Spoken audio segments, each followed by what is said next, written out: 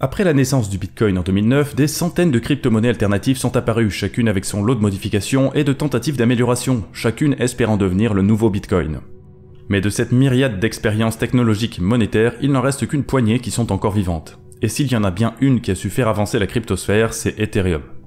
Ethereum, c'est une crypto-monnaie qui a été inventée par un dénommé Vitalik Buterin, qui cette fois-ci est bien connu du public, contrairement à Satoshi Nakamoto. Né en Russie en 1994, il a grandi au Canada et en plus d'être surdoué, il a eu un père informaticien qui lui a fait connaître le Bitcoin dès 2011. À partir de là, il a été journaliste puis cofondateur dans 2 des premiers médias crypto, tout en allant à l'université pour étudier la cryptographie. Au bout de quelques années, il a fini par avoir l'idée de créer une crypto-monnaie programmable qui était capable de faire autre chose que de simples paiements et il a publié le livre blanc d'Ethereum en 2014. Mais il n'était plus seul. Depuis décembre 2013, 7 autres personnes l'avaient rejoint pour travailler sur Ethereum. Ensemble, ils ont créé la fondation Ethereum en 2014, puis ils ont organisé une vente publique pour financer le développement d'Ethereum. Il s'agissait là de l'une des toutes premières ICO et certainement la plus mémorable de toutes. Au final, ils ont récolté 18 millions de dollars, un succès sans précédent. Cela leur a permis d'embaucher des programmeurs, de payer des testeurs, tout ça jusqu'à la génération du premier bloc de la chaîne Ethereum le 30 juillet 2015. Alors maintenant, on en arrive à la partie la plus intéressante de la vidéo. Qu'est-ce qui a changé dans le monde de la crypto à cette date du 30 juillet 2015 ? Si on voulait le résumer en une phrase, on pourrait dire que la nouvelle génération de crypto-monnaies est arrivée. Nous l'avons vu dans la vidéo précédente, le Bitcoin avait pour seule utilité de servir de monnaie. Le réseau Ethereum, lui, a été conçu à peu près sur la même base, c'est-à-dire qu'il y a une monnaie qui est ici appelée l'Ether, et que la technologie utilisée est similaire au Bitcoin, ça fonctionne toujours avec une blockchain. Mais la différence, c'est que l'Ether n'est pas une monnaie qui est faite pour le commerce sur Internet, elle est avant tout destinée à payer les frais d'utilisation de l'ordinateur décentralisé que le réseau Ethereum représente. Là, la question qui vient immédiatement à l'esprit, c'est comment on est passé d'une monnaie à un ordinateur. Et comment est-ce qu'un ordinateur peut être décentralisé aussi ? Quand on pense à un ordinateur, on pense à quelque chose de tangible, une machine avec un écran, un clavier et une prise électrique. Mais en fait, un ordinateur n'a pas toujours cette forme. Un ordinateur, c'est une machine qui peut exécuter des opérations logiques et arithmétiques pour traiter des informations, et il est possible de simuler tout ça. Les simulations dans ce genre existent depuis bien avant la crypto, on les appelle des machines virtuelles. Par exemple, le programme le plus connu pour faire ça, c'est certainement VirtualBox. Dans le cas du réseau d'Ethereum, il se trouve qu'il y a une machine virtuelle qui y est intégrée, l'Ethereum Virtual Machine en anglais, pour machine virtuelle Ethereum en français. Pour faire court, on appelle ça l'EVM. Et cette machine virtuelle, elle permet de faire beaucoup plus de choses sur Ethereum que sur le Bitcoin.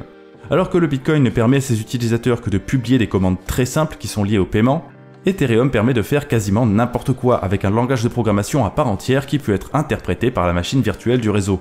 Grâce à ça, on a vu apparaître avec Ethereum les premiers contrats intelligents que vous verrez peut-être appelés par leur nom anglais de smart contracts sur Internet. Ce sont des applications complexes qui peuvent avoir tout un tas de fonctions. Épargne et investissement, plateforme d'échange décentralisée, jeux vidéo, la liste est extrêmement longue. Et le plus important, c'est qu'avec les contrats intelligents, il est aussi possible de créer ce qu'on appelle des jetons. Un jeton, c'est à la base un contrat intelligent qui contient une fonction de registre comptable et qui enregistre en fait ce dont chaque personne est propriétaire. Donc ce contrat intelligent sert à créer un actif, mais sur un réseau déjà existant, on n'a pas besoin de créer un nouveau réseau indépendant.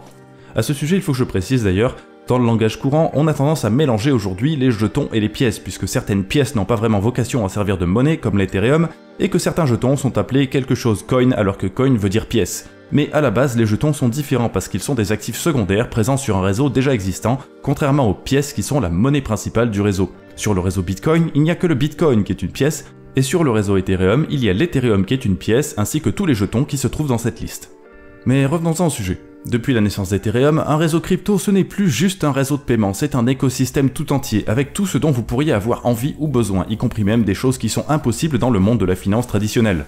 Les possibilités sont infinies, et bien sûr, tout cela permet quand même de conserver les avantages apportés par la décentralisation, que j'avais évoqué dans la vidéo sur le Bitcoin. Il y a donc un énorme avantage qui est la possibilité d'épargner, d'investir et d'économiser de manière totalement décentralisée, sans laisser son argent prendre la poussière comme avec le Bitcoin. Certains diront qu'il est quand même possible de placer ses bitcoins sans passer par un réseau comme Ethereum, mais ça veut dire qu'il faut avoir recours à un organisme centralisé qui finit bien souvent par vous décevoir et disparaître avec votre argent. Cela étant dit, Ethereum et les réseaux dotés de machines virtuelles posent d'autres problèmes, notamment la question de la sécurité informatique. Lorsque des milliards d'euros sont conservés dans des coffres virtuels pouvant être ouverts par un pirate si la sécurité n'est pas parfaite, vous vous doutez bien que tous les pirates du monde s'y intéressent. Et donc, il arrive que des contrats intelligents mal écrits avec des failles de sécurité se fassent pirater et que l'argent qui s'y trouve soit dérobé par un criminel. Est-ce que ça veut dire que tout cet écosystème ne vaut rien? Bien sûr que non, ce n'est pas parfait, mais c'est quand même incroyable, comme le Bitcoin en fait. Et heureusement pour nous, c'est un milieu qui fait des progrès tous les jours. Pas seulement sur Ethereum d'ailleurs, puisque ses concurrents aident aussi à faire avancer les choses. Cela dit, à l'heure actuelle, Ethereum a toujours l'écosystème d'applications décentralisées le plus développé et c'est donc l'un des meilleurs endroits pour faire vos premiers pas dans la finance décentralisée. Mais ça, c'est un sujet pour une autre vidéo, alors j'espère que je vous reverrai très bientôt sur la chaîne YouTube du Journal du Coin.